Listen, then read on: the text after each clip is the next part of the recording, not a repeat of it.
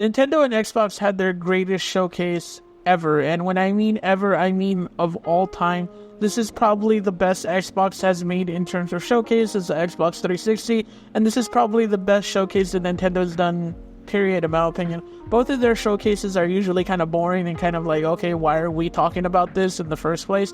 But it was a really good showcase. There's also much other news that we need to get into, but before we get into that, make sure you guys like, comment, and subscribe.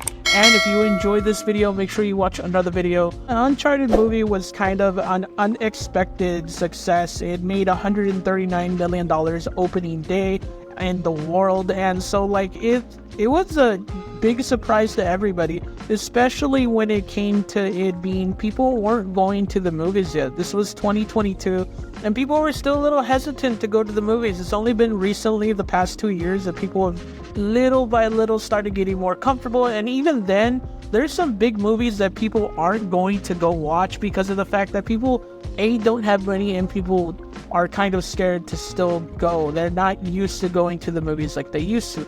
But if you wanted a Uncharted sequel and you like the first one, they recently told Mark Wahlberg that the movie script is done and he's going to have to start growing his mustache if he wants to be in this movie.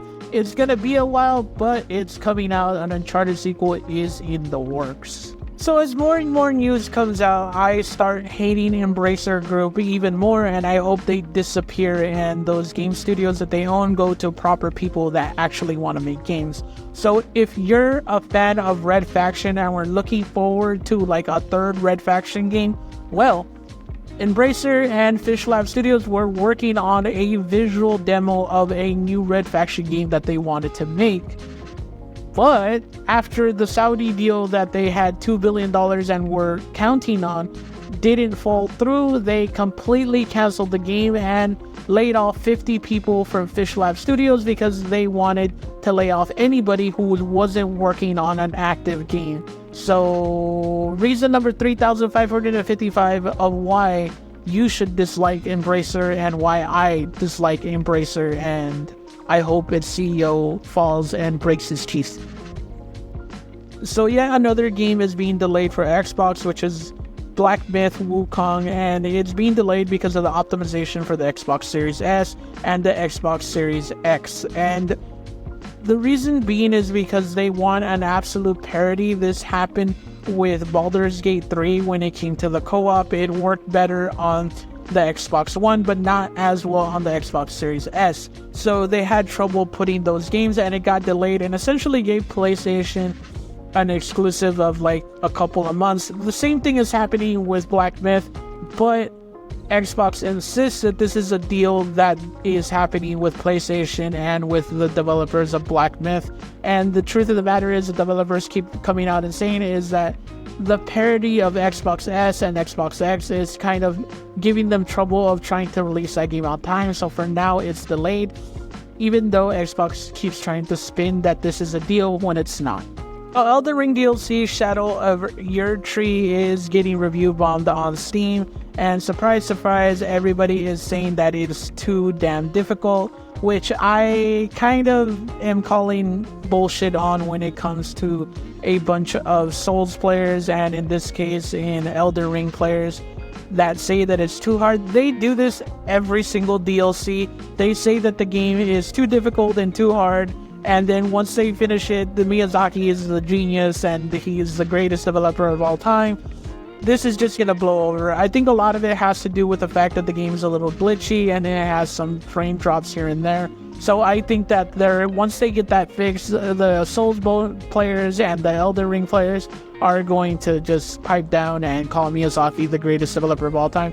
Me, myself, I don't like the torture. It is like putting overly spicy food. And so Nintendo had its best showcase, like I said, in the longest time, when Nintendo probably has, let's be real, some boring ass showcases most of the time from games that we don't really care about. Nintendo came out with a heat with Donkey Kong Country HD and also a new Mario Party that they announced, along with showing that there's going to be a Lego Horizons, which is a PlayStation IP made into Lego, coming to Nintendo, which is kind of a surprise and not a surprise at the same time. It's PlayStation's new strategy to try to introduce gamers to PlayStation in a new way. If you want to play those games, you're going to have to play on PlayStation. It's a sneaky way of PlayStation trying to get people to buy PlayStation consoles or just the game in general on PC.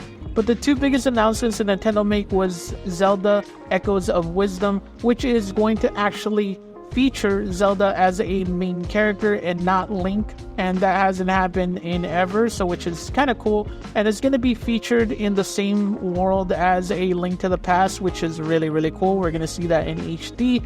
And also, the new Metroid game was announced, and finally, we've been waiting 7 to 8 years to actually hear that this game is coming out. I have a feeling that this game is going to be coming out for the Nintendo Switch 2 or whatever they're gonna call it, because there's no way in hell that Nintendo is going to waste an opportunity to not have those games in HD on the new Nintendo as a launch game in order to make that more viable to buy. Because just one game that Nintendo launched that was really good, probably one of the best games of all time, which is Breath of the Wild, launching on the Nintendo Switch made that thing sell like crazy. There was more copies of Zelda Breath of the Wild sold than the Nintendo Switches sold. So like, yeah, they're more, I guarantee that that's going to be a launch game. It's probably going to be on the Switch too, but in like 480p quality and like 20 frames per second, unfortunately.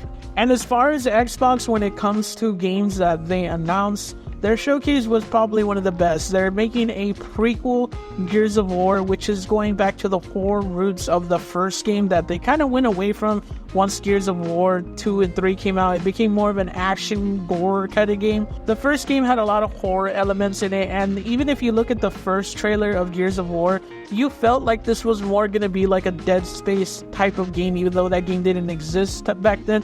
But more had horror elements to it, but it really kind of shied away from it. But this game is going to rely on that heavily, and they're going to put those elements back into it. And the story is going to take place during the time that the Locusts actually invaded, which is going to be really, really cool. They also announced Perfect Dark, and it looks kind of different, but people have been looking for a Perfect Dark sequel for the longest time.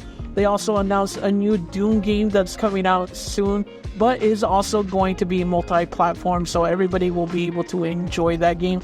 While Xbox had its greatest showcase, Phil Spencer, I think, is not trained when it comes to, how do you say it? He's not trained when it comes to PR, because Phil Spencer probably ruined the hype that happened with the showcase that they had. They had the greatest showcase since the Xbox 360 showcases that they used to have.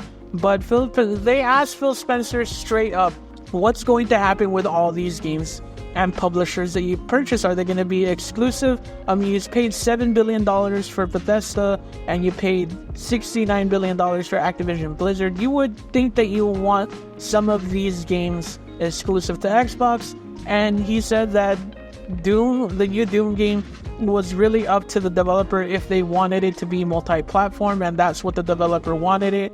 And if essentially saying if it makes money, that's what we're going to do. We're going to make these games multi-platform. I think it's starting to sink in for Xbox little by little by little that this investment that they made, they can't afford to have it exclusive. They spent almost $80 billion in total with acquisitions of publishers and developers.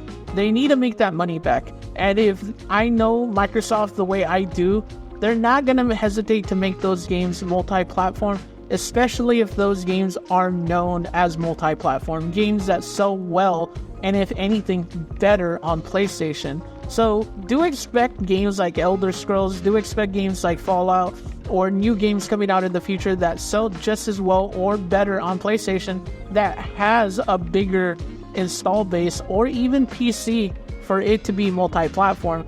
Do not expect somebody like Microsoft to be like, you know what we can do? We're going to strengthen Xbox by making it exclusive and cut into our profits. The truth of the matter is, what Xbox cares about now is Xbox Game Pass. Xbox Game Pass is what they rely on and what they believe the Xbox brand is. And as far as Microsoft, when it comes to those studios that they acquired, those studios are multi-platform because they want that cash. Thank you for watching, guys. Make sure you guys like, comment, and subscribe. And if you enjoyed this video, watch another video. I appreciate you guys watching the video all the way through for the people that are here. And I know it's been a while since I post. I was a little under the weather. That's why this is such a giant video, because I had to catch up with all the news that happened during the 2 weeks that I was gone. A lot of stuff has happened, and I hope a lot more stuff happens. And I'm guessing that there's gonna be some more big announcements coming out. So remember, you're pretty good.